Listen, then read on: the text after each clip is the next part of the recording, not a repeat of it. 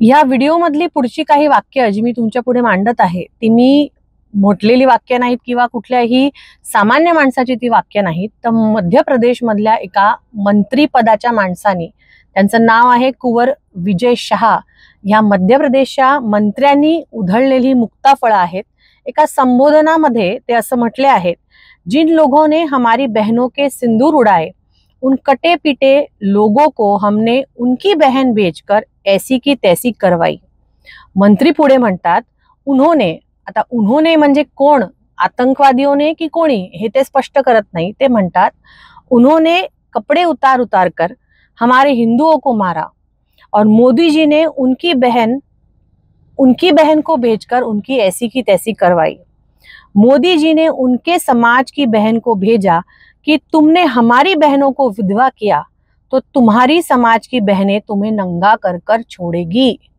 ही सगळी मुक्ताफळं ही मध्य प्रदेशच्या एका मंत्र्याच्या तोंडून उधळली गेलेली आहेत।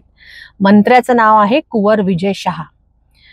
हा सगळा जो प्रकार आहे हा ऑपरेशन सिंदूर म्हणजेच पहलगामचा जो आतंकवादी हल्ला झाला, निश्चित पूर्ण देश त्या आतंकवादी हल्ल्यामध्ये जे कोणी शहीद झाले त्यांच्या पाठीशी ठामपणे उभा होता, मग तो कुठल्याही धर्माचा माणूस असू दे।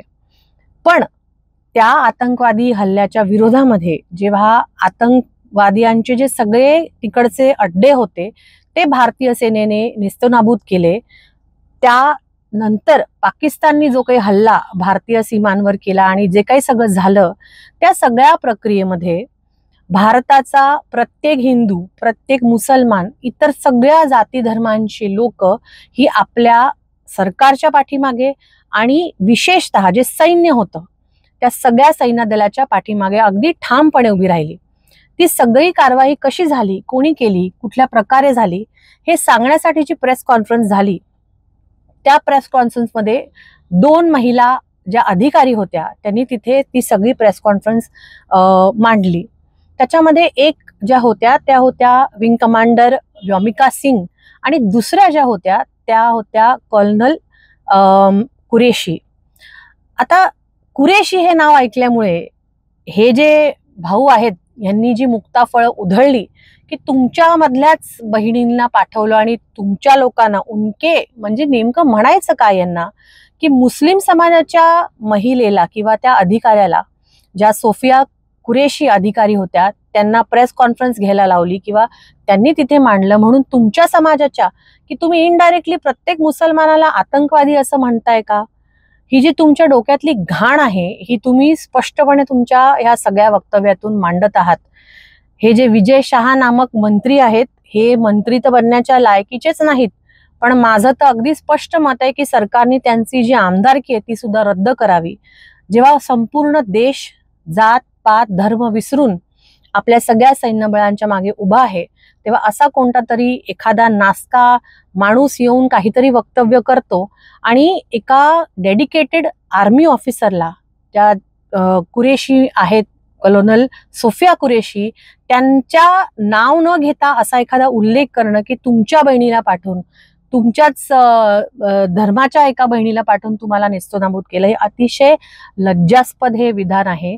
आणि अशा प्रकारच्या विधानांना निश्चित समर्थन तर कोणीच देऊ नये, पण जे सरकारमधली लोक आहेत, मध्य प्रदेशचं सरकार असो किंवा भारत सरकार असो, त्यांनी निश्चित अशा सगळ्या लोकांच्या विरोधात कार्यवाही केली पाहिजे।